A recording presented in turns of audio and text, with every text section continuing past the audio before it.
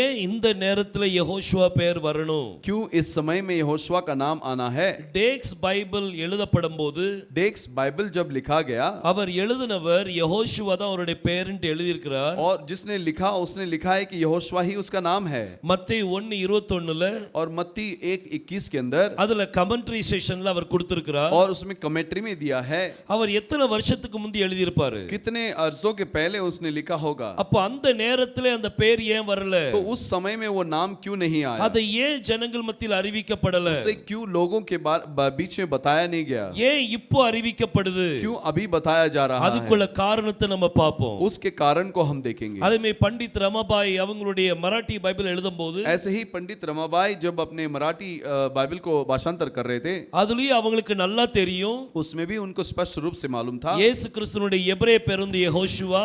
यीशु मसीह का हिब्रानी नाम यहोशुआ है। ஆனா அந்த சமயத்துல அவருடைய நாமம் பிரபலமாகல. लेकिन उस समय में उनका नाम मशहूर नहीं हुआ। ஈவன் நம்ம செவன்த் டே அட்வென்டிஸ்ட் और इवन वो जो सातवें दिन की जो उपासना करते हैं அவங்களுடைய ப்ராஃபெட் ஆலன் ஒயிட் उनका जो भविष्यद्वक्ता एलन वाइट அவங்களுடைய கமெண்ட்ரி பைபிள்ல கொடுத்திருக்குது. उनका कमेंट्री बाइबल में दिया है இயேசு கிறிஸ்துவினுடைய எபிரேய பேர் யெகோஷுவா அப்படினு சொல்லி. यीशु मसीह का हिब्रानी नाम यहोशुआ है। அப்ப அவங்க ஏன் அத பிரபலப்படுத்தல? तो वो लोग क्यों उसे फैलाए नहीं? இப்படி நிறைய காரியங்களை அடுக்கி வைக்கலாம். ऐसे बहुत सारे सवाल को हम रख सकते हैं। தேவன் அந்த நேரத்துல அனுமதிக்கவில்லை. परमेश्वर ने उस समय में उसकी अनुमति नहीं दिया। இந்த நேரத்துல ஏன் அனுமதித்தார்? इस समय में क्यों अनुमति दिया है? அதுக்கு சில உதாரணத்தோடு நான் உங்ககிட்ட பேச போறேன். उसके लिए कुछ उदाहरण के साथ आपके पास में बात करने वाला हूं। ஒரு வசனத்தை நான் வாசிக்கலாம். एक वचन को हम पढ़ेंगे ஆதியாகமம் 30ஆம் அதிகாரம் उत्पत्ति का 30वां अध्याय அதுல 24ஆம் வசனத்தை வாசிக்கலாம்.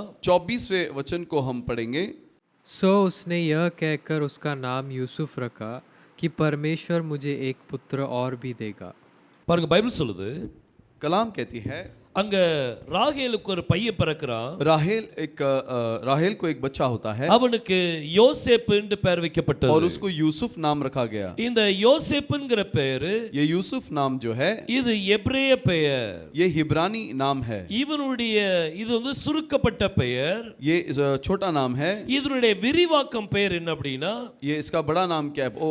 पूरा नाम क्या है? அது யெகோசேப். वो यहोसेफ है। யெகோசேப்ங்கிறது அவருடைய விரிவாக்கம் பெயர். यहोसेफ ही उसका पूरा नाम है। சோ இவனுடைய பிறப்பு நேரத்துல इसके जन्म के समय में இவனுடைய தாய் இவனுக்கு பெயர் வைக்கறாங்க. इसकी माँ उसको नाम देती है யோசேப்னு சொல்லி பெயர் வைக்கறாங்க. यूसुफ ऐसा नाम देती है। இவன் 17 வயது ஆகும்போது और ये 17 साल में இவன் எகிப்து தேசத்துக்குள்ள பிரவேசிக்கிறான். मिस्र देश में जाता है। அங்க பிரவேசித்து वहां जाकर அங்க எகிப்தின் ஜனங்கள் மத்தியில வாசம் பண்ணுகிறான். और मिस्र देश के लोगों के अंदर वास करता है। அங்க பல பாடுகள் அவன் படுகிறான். और बहुत तकलीफों को वो सहन करता है। அங்க சிறைச்சாலையில இருக்கும்போது और बंदीगृह में जब था அங்க 2 பேர் அங்க சொப்பனம் பார்க்கறாங்க. 2 लोग वहां पर स्वप्न देखते हैं। அந்த சொப்பனத்தின் நிமித்தம் वो स्वप्न के वजह से ஒருத்தனுக்கு ஜீவன் கிடைக்குது, இன்னொருத்தனுக்கு மரணம். एक व्यक्ति को जीवन मिलता है और दूसरे को मृत्यु।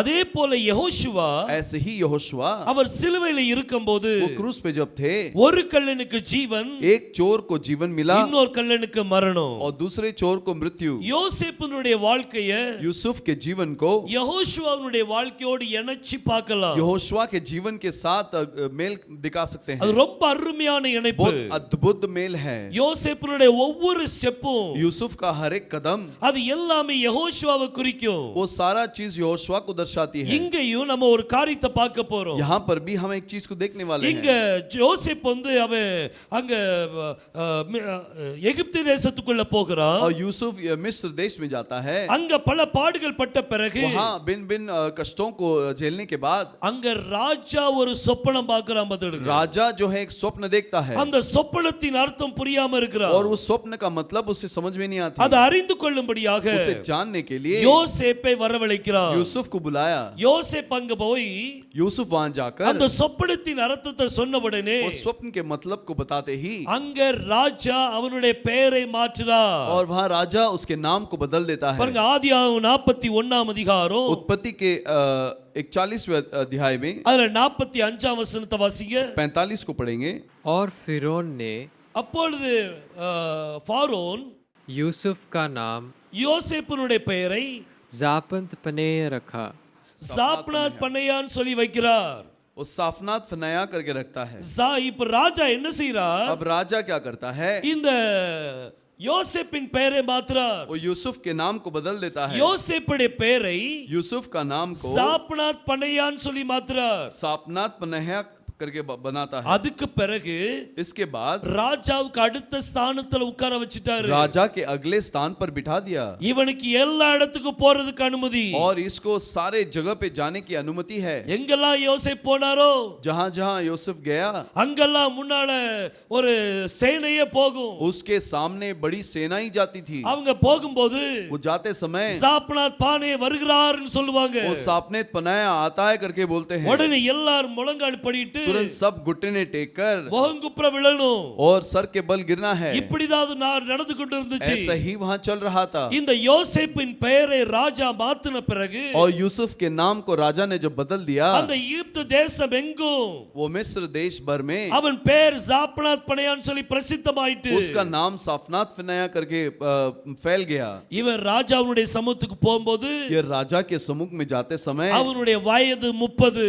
उसका उम्र जो है 30 हो गया। இப்போ யோசேப்பினுடைய பெயரை अब यूसुफ के नाम को ராஜா மாத்திட்டாரு. राजा ने बदल दिया। இன்னைக்கு அதே போல ऐसे ही யெகோஷுவாவுடைய பெயரு यहोशुआ का नाम பிரஜாதி ஜனங்கள் மத்தியில் வரும்போது अन्य जाति लोगों के अंदर आते समय அந்த பெயரை அவங்க மாத்திட்டாங்க. उस नाम को उन्होंने बदल दिया। ஒவ்வொருத்தரும் உச்சரிப்பு வர்ற மாதிரி மாத்திட்டாங்க. हर एक बोल सकते हैं वैसे बदल दिया। ஆனா நேரம் வந்துச்சு. लेकिन ऐसे समय आती है 7 செழிப்பான வருஷம். 7 खुशहाली का साल। அப்போ தானியத்தை எல்லாத்தையும் ஒன்னு சேர்த்தான். वो सारे अनाज को एक साथ किया। ஆனா 7 பஞ்சகாலம் வந்துச்சு. लेकिन 7 अकाल के समय आई। 7 வருடம் பஞ்சகாலம். 7 साल की अकाल। அப்போ என்ன நடந்துச்சு? तब क्या हुआ? எல்லாரும் அவன்கிட்ட தானியம் வாங்க வந்தாங்க. सब उसके पास अनाज के लिए आए। அவனுடைய சகோதரர்களும் தானியம் வாங்க வந்தாங்க. और उसके भाई लोग भी अनाज के लिए आए। அவங்க கடைசியா வரும்போது और आखिर में आते समय இந்த யோசேப்பால தாங்க முடியல. यूसुफ बर्दाश्त न कर सका। தன்னுடைய தம்பி பெஞ்சமினை பார்க்கறான். अपने भाई बेंजामिन को देखता है। பார்த்த உடனே देखते ही அவன் இந்த மாளிகையில இருந்து எல்லாரையும் வெளியே போக वो சொல்லிட்டு उसके महल में सभी लोगों को बाहर भेज दिया। அவன் தன்னுடைய அண்ணமாருக்கும் தம்பிக்கும் தன்னை வெளிப்படுத்தி கொடுக்கறான். वो अपने भाई लोगों को अपने बारे में प्रकट करके देता है। நான் தான் உங்க யோசேப்புன்னு சொன்னா. मैं ही तुम्हारा यूसुफ हूं करके कहता है। திரும்பவும் ஜோசப் பேர் வந்துட்டு दोबारा वो यूसुफ का नाम आ गया। முதல்ல எபிரேய பேரு, पहला हिब्रानी नाम। அதுக்கு பிறகு இங்க வரும்போது இது பிரஜாதி பேர் மாறி போச்சு. और यहाँ पर आते समय अन्य जाति का नाम இந்த பேர் சேஞ்ச் ஆயிட்டு ये नाम बदल गया है। ஆனா கடைசி நேரம் வரும்போது लेकिन आखिरी क्षण में திரும்பவும் யோசேப்பு தன்னுடைய பெயரை வெளிப்படுத்துகிறார். दोबारा यूसुफ अपने नाम को प्रकट करता है। திரும்பவும் ஹீப்ரு பெயரை வெளிப்படுத்துகிறார். दोबारा वो हिब्रू नाम को प्रकट करता है। இதே போலதான் ऐसे ही இப்பவும் நடக்குது. अभी भी होता है। இதே போல ऐसे ही இந்த யெகோஷுவாவினுடைய பெயரு यहोशुआ का नाम பிரஜாதி ஜனங்கள் மத்தியில் வரும்போது अन्य जात के लोगों के बीच में जब आता है அநேகர் விதவிதமாக நம்ம கூப்பிடுறோம். बहुत सारे लोग हम भिन्न भिन्न प्रकार से बुलाते हैं। ஈஸ்ட் வெஸ்டர்ன் கண்ட்ரில ஜீசஸ்னு சொல்றோம். और वह वेस्टर्न पश्चिम देश में हम लोग जीसस करके बोलते हैं। ஈஸ்டர்ன் கண்ட்ரில இயேசுன்னு சொல்றோம். और पूरब में हम यीशु कहते हैं। மிடில் ஈஸ்ட்ல யெஷுவான்னு சொல்றாங்க. और मिडिल ईस्ट में वह यशुआ कहते हैं। இன்னும் ஒவ்வொரு பாகத்துல வெவ்வேறு விதமா உச்சரிக்கிறாங்க. और अलग अलग भिन्न भिन्न देशों में अलग अलग प्रकार से बोलते हैं। ஆனா இப்போ யெகோஷுவா பேர் மீண்டும் வெளிப்பட்டிருக்குது. लेकिन अब यहोशुआ का नाम दोबारा प्रकट हुआ है। ஏன் வெளிப்பட்டிருக்குது? क्यों प्रकट हुआ? ஏனா அவர் இந்த பிரஜாதி ஜனங்களை விட்டுட்டு क्योंकि अभी वो अन्य जात को छोड़कर அவர் யூத ஜனங்கள் மத்திக்கு போணும். वो यहूदियों के बीच में जाना है। அங்க ஜீசஸ்ங்க பேர்ல பிரசித்தமாக முடியாது. वहाँ यीशु के नाम से जीसस के नाम से प्रसिद्ध हो नहीं सकते। அங்க ஹீப்ரு பேர் போக வேண்டியிருக்குது. वहाँ हिब्रू नाम आना है। இந்த ஹீப்ரு பேர் வரக்கூடிய காரணம் என்ன? ये हिब्रू नाम आने का कारण क्या है? ஏன் யெகோஷுவான்ட்டு வரணும்? क्यों यहोशुआ करके आना है? யோசேப்பினுடைய பேரையும் பாருங்க. यूसुफ के नाम को देखो। இந்த யோசேப் வந்து கான்ட்ராக்டட் நேம். ये यूसुफ जो है एक छोटा नाम है। இது சுருக்கப்பட்ட பேரு. छोटा नाम है। ஆனா விரிவாக்கம் பேரு लेकिन असली नाम जो है அது வந்து யெகோஷேப். वो यहोशेफ। இதுதான் ஒரிஜினல் பேரு. यही उसका असली नाम है। எப்படி யோசேப்பினுடைய முழு கேரக்டரும் और कैसे यूसुफ का पूरा गुण जो है அது யெகோஷுவா கூட டைபாலஜி ஆகுதோ वो यहोशुआ के साथ मिलता है, அதே போல वैसे ही யோசேப்பினுடைய பெயரும் டைபாலஜி ஆகணும். यूसुफ का नाम भी वो मेल खाता है। இங்க முதல்ல யெகோண்ட் வருது, यहाँ पर यहो करके आता है, அதே மாதிரி யெகோஷுவாவுக்கும் யெகோண்ட் வரணும். वैसे ही यहोशुआ को भी यहो करके आना है, வரணும்னு சொல்றதை விட और आना है बोलने से अच्छा அதுதான் அவருடைய பேரு. यही उसका नाम है। நம்மளா ஜெனரேட் பண்ண முடியாது. हम खुद उसे बना नहीं सकते, he is all அவருக்கு ஆல்ரெடி பேர் கொடுக்கப்பட்டுச்சு. उसके लिए पहले से ही नाम दिया गया। யெகோசேப், यहोशेफ அவருடைய யெகோஷுவாவுடைய பேரையும் பாருங்க. और यहोशुआ के नाम को भी देखिए। இந்த ரெண்டு பேர்லயும் लेकिन ये दोनों नाम में சிமிலாரிட்டி இருக்கும். सामान्य है। சோ யெகோஷுவா தான் அவருடைய பேரு. यहोशुआ ही उसका नाम है। அது யாஷுவா வராது, वो याशुआ नहीं आएगा, அது யெஷுவா வராது, वो यशुआ नहीं आएगा, அது இயேசு வராது, वो यीशु नहीं आएगा, அது ஜீசஸ் வராது. वो जीसस नहीं आएगा। இது எல்லாம் சுருக்கப்பட்ட பேரா ये இருக்கலாம். सब छोटा नाम है, ஆனா விரிவாக்கம் முழு பேரு, लेकिन उसका पूरा नाम, அது கம்ப்ளீட் நேம், उसका पूरा नाम அது யெகோஷுவா. वो यहोशुआ है। சோ इங்க நம்ம கர்த்தருடைய பேரை பார்க்கும்போது यहाँ पर हम मसीह के नाम को जब देखते हैं, யோசேப்பினுடைய டைபாலஜி பண்றோம். यूसुफ के मेल खाता है। யோசேப்பினுடைய பேர் ஹீப்ரு பேரு, यूसुफ का नाम हिब्रू नाम है, ஆனா எகிப்துல வரும்போது சேஞ்ச் ஆயிட்டு. लेकिन मिस्र में जब आता है वो बदल जाती है। ராஜா அவன் பேரை மாத்திட்டான். और राजा ने उसके नाम को बदल दिया, அவன் பேரை அப்புறம் யாருமே யோசேப்புன்னு கூப்பிடல. और उसके बाद यूसुफ करके किसी ने नहीं पुकारा। அப்படி கூப்பிட்டு இருந்தால் यसी पुकारा होता அவங்க அண்ணன் தம்பிக்கு புரிஞ்சிருக்கும், तो उसके भाई लोग जानते थे, ஆனா அவங்களுக்கு தெரியாது. लेकिन वो नहीं जानते। இந்த பேர் மாறி போச்சு, ये नाम बदल गया, ஆனா நேரம் வரும்போது लेकिन समय आई, மீண்டும் அந்த பேரை வெளிப்படுத்தி கொடுத்தார். दोबारा उस नाम को प्रकट करके दिया। யோசேப்பினுடைய பேரை வெளிப்படுத்தி கொடுத்தார். यूसुफ इस नाम को प्रकट करके दिया। அதே போல ऐसे ही இப்போ யெகோஷுவா யூதர்கள் மத்தியில இருக்கும்போது अब यहोशुआ यहूदियों के बीच में जब था, அவர் பேர் யெகோஷுவா தான், उसका नाम यहोशुआ ही ஆனா था, பிரஜாதி மத்தியில வரும்போது लेकिन अन्य जात के बीच में आते समय அவருடைய பேர் மாறி போச்சு. उसका नाम बदल गया। இப்போ மீண்டும் யெகோஷுவா பேர் अब வந்திருக்குது. दोबारा यहोशुआ का नाम आया है। அதுக்கு அர்த்தம் என்ன தெரியுமா? इसका मतलब क्या है? இப்ப மீண்டும் இஸ்ரவேல் ஜனங்க மத்தியில ये போறார். दोबारा इजराइल लोगों के बीच में जाने वाला है, தன்னை அங்க வெளிப்படுத்தி காமிக்க अपने போறார். आप को वहां पर प्रकट करके देगा। அதுக்கு இங்கே ஆயத்தமாகுது. उसके लिए यहाँ पर ही तैयार होना है, இங்கதான் ஆயத்தமாகுறாரு. यहाँ पर ही तैयार हो रहा है। இவர் தந்த யோசேப்பு தன்னுடைய பேர் அண்ணன் தம்பிக்கு வெளிப்படுத்தும் போது और यूसुफ अपने नाम को अपने भाइयों को बताते समय, யோசேப்பு எங்க இருந்தாரு?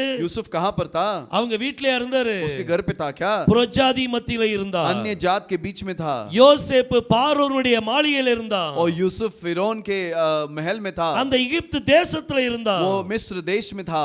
எந்த யூதர்கள் எகிப்து தேசத்துக்கு வந்தார்களோ जो यहूदी मिस्र देश में आए, அவங்களுக்கு தன்னை வெளிப்படுத்தி கொடுத்துட்டாரு. उनको अपने आप प्रकट करके दिखाया। இன்னைக்கு அதே காரியம் தான் நடக்கும். आज वही होगा, பிரஜாதி மத்தியில अन्य जात के बीच में யூதர்களுக்கு கர்த்தர் வெளிப்படுத்தி கொடுப்பார். यहूदियों को परमेश्वर प्रकट करके देगा। யோசேப்பின் வாழ்க்கையில் நடந்தது போல यूसुफ के जीवन में जैसा हुआ அது இப்பவும் நடக்கும். वो अभी भी होगा। இது ஒரு அருமையான டைபாலஜி. ये एक अद्भुत टाइपोलॉजी है। யோசேப்பு பேரு சுருக்கப்பட்ட பேரு, और यूसुफ का नाम छोटा नाम है, அது விரிவாக்கும் பேர் என்னது? और उसका पूरा नाम क्या है? யெகோசேப். यहोशेफ। இந்த விரிவாக்கம் பேரு ये जो बड़ा ओरिजिनल नाम जो है, நீங்க சங்கீதம் 81 அதிகாரம் आप भजन संगीत के 81 81 में 5ஆம் வசனத்துல நீங்க பார்க்கலாம். 5वें वचन में आप देख सकते हैं। அந்த யோசேப்பின் விரிவாக்கம் பெயர் கொடுக்கப்பட்டிருக்குது. और योसेफ का पूरा नाम उधर दिया गया है। அது யெகோசேப்னு சொல்லி ஹீப்ருல वो கொடுக்கப்பட்டிருக்குது. यहोशेफ है करके